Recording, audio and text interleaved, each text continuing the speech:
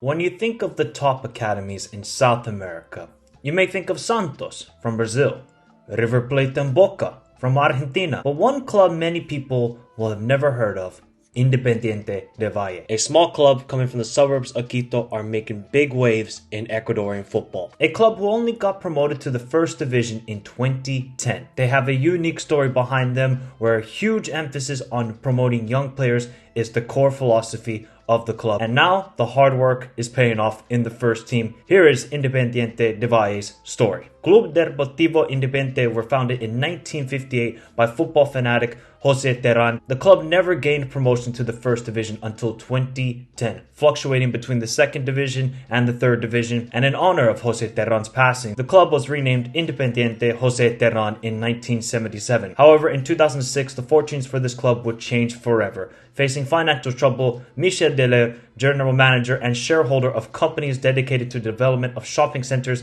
and corporate centers in Ecuador, bought the club. The club went into a completely new direction, even adding new colors, adopting the blue and black. As Deler stated in an interview, we saw the possibility of having a great structure, mainly training and having a club that worked on the social side, on the intellectual and human development of players, while transmitting different values to the community and the country. In 2009, the uniqueness of this club began with the formation of Independiente Formativa, an idea to set a significance on the youth academy and promote as many players from the academy into the first team. It helps when the club financed a new training center and signed an agreement with Aspire Academy from Qatar. This partnership allowed Independiente del Valle to establish further small academies across the country, almost having 200 different schools across the country. In 2014 saw another name change for the club that was accepted by the Ecuador sports minister. The name that makes this club Club Especializado de Alto Rendimiento Independiente del Valle, or short, Independiente del Valle. Let's talk about the successful period for Independiente. It's been an amazing couple of years for the club. It goes way back to 2013. They finished second in Liga Pro and qualified for the Copa Libertadores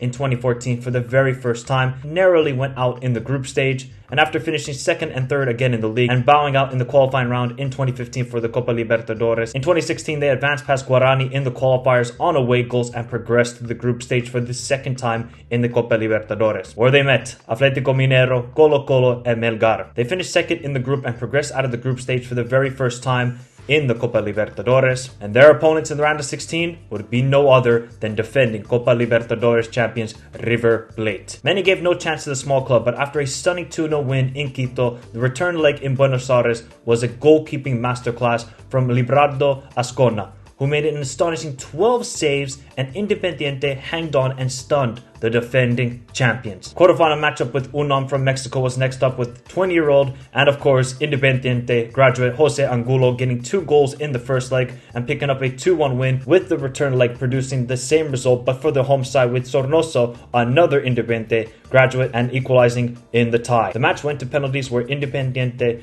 won and sensationally advanced to the semifinals and becoming the first Ecuadorian side since Liga de Quito in 2008 to advance to the semifinals. The semifinal opponents would be yet another Argentinian juggernaut. This time it would be Boca. After yet again 2 academy graduates scored in the first leg, Independiente went into La Bombonera with a 2-1 edge. The home side scored early in the match, grabbing a 1-0 lead after Pavon scored in the first 5 minutes for Boca. The astonishing story was not over, where Independiente responded with 3 goals, 1 in the first half and 2 by the 50th minute, to secure Independiente's first ever Copa Libertadores final and pulled off another shocker. The final would see Independiente meet Colombian side Atlético Nacional. The first leg in Quito finished 1-1, setting up for a 10-second leg in Medellin, but the magical run didn't have a fairy tale ending, as Miguel Borja early goal in the game was enough for Atlético, and Independiente were so close to arguably making the most miraculous champions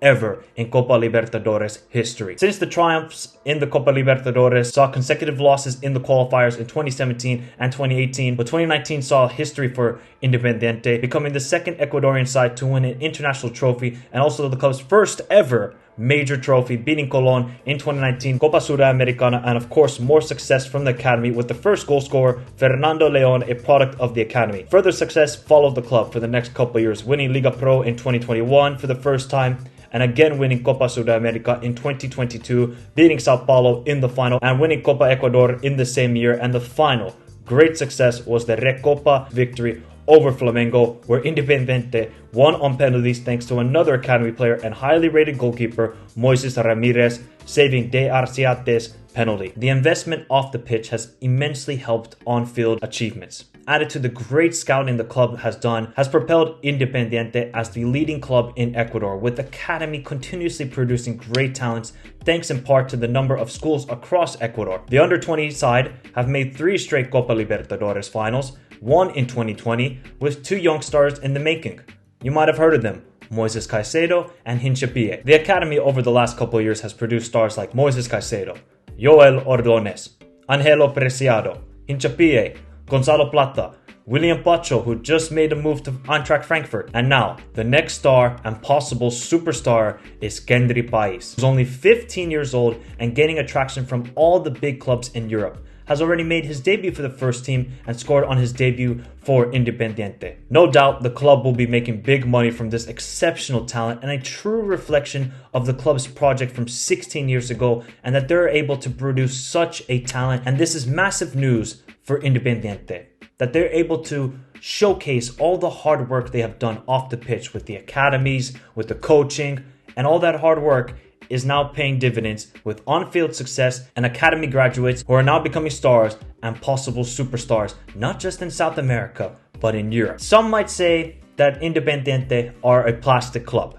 right? They play in a stadium that's 10,000 seater. They don't really have a huge fan base. You can ask Ecuadorians, but for me, I think this is a good investment for Ecuadorian football. We have seen now with the national team. Clearly the project has been a success to the national team as well, with 12 Independiente players being involved in the 2022 World Cup squad for Ecuador. The clear approach for a youth-focused setup has paid off big time and will continue to be the foundation for the club for many years to come. And not just success off the pitch with all the transfers that they have been doing and will continue to do, but also on the pitch. And if you look at the squad right now, there's not a lot of academy graduates, as they have sold so many young stars like Hinchapie, Moises Caicedo, but now the new breed is coming, like Kendry Pais and other guys. Moises Ramirez, the goalkeeper. So now you see the squad. It's a lot of Argentinians and it's quite old. Overall, are Independiente a light club or a dislike club in Ecuador? They have brought huge success for the national team,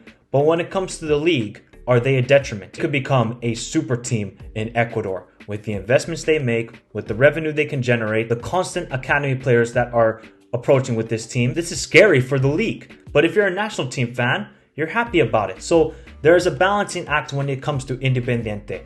They're going to be liked by some and they're going to be disliked by others. Similar situation to RB Salzburg in Austria.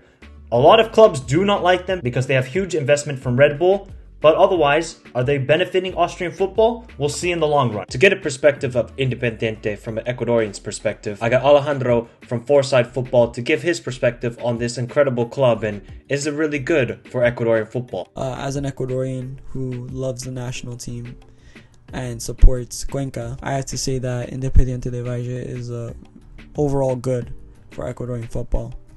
In terms of transfers, they're amazing. In terms of South American tournaments like Sudamericana, Libertadores, just raw talent that they produce, we see that in the national team, a lot of them are coming from Independiente del Valle and not Barcelona or Emelec or LDU like they usually come from. But for the league, as of right now, they're good because they've only won it once and they're not dominating as everyone may assume they are because they're winning all these South American trophies. That being said, it's obvious that you can see that Independiente is not that far away from dominating the league. I mean, they're in first right now.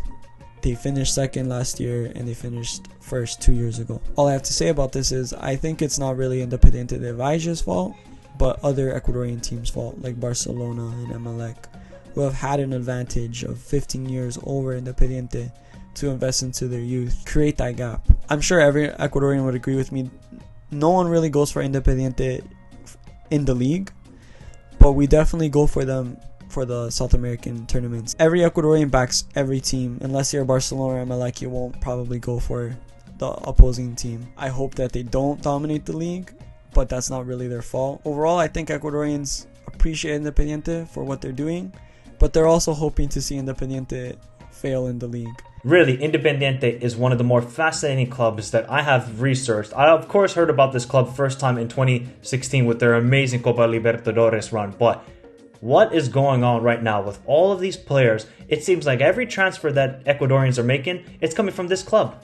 It's clearly showing that maybe some clubs in South America, and maybe especially in Ecuador, should have a real investment in the youths. There is a good foundation, and just trusting the youths, not just sending them to Mexico or Brazil or Argentina, but sending them to Europe, because the sell-on fee for Moises Caicedo, after he makes a transfer from Brighton to another club, will be 20%. Independiente will receive 20% of Moises Caicedo's next transfer, which is pretty remarkable for this club. So they will be making money, and that is a big negative for other clubs in Ecuador who cannot compete with that. So let me know your thoughts in the comments down below. Hit the like button, subscribe to the channel if you're new around here, of this fascinating club, which you could call them plastic, but you can also say it's been a great success and they have clearly stuck by their word and trusting the youth. And let me know any other further kind of story videos you want me to do. Maybe the next one we'll do is the rise of the Moroccan national team. Have a beautiful day, stay safe in this crazy world, and until next time,